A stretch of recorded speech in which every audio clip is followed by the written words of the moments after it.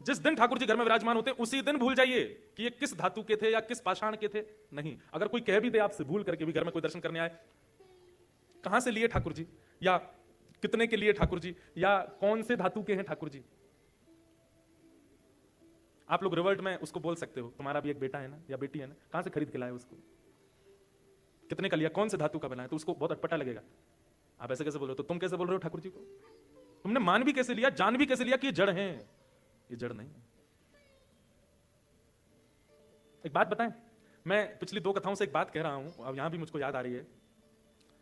पता नहीं आपके केनिया नायरोबी में खेलते हैं कि नहीं बच्चे, पर हमारे भारत में गेम खेलते थे बचपन में हम लोग, स्टैचू। उसमें क्या होता है कि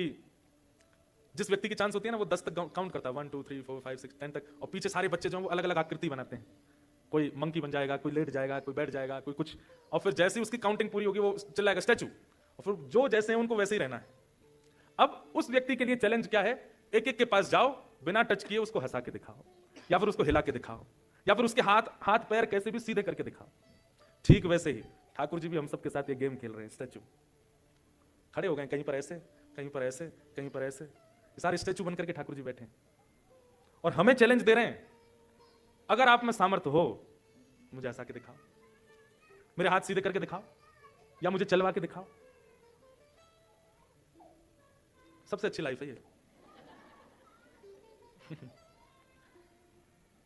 रोना हमको भी आता है कई बार, हम आप सबको, पर हम व्यवस्था के लिए रोना छुपा लेते हैं। बच्चे कितने अच्छे होते हैं, इमोशंस जो आया वो तुरंत प्रकट है, हम लोग इमोशन दबाना जानते हैं, वो नहीं जानते।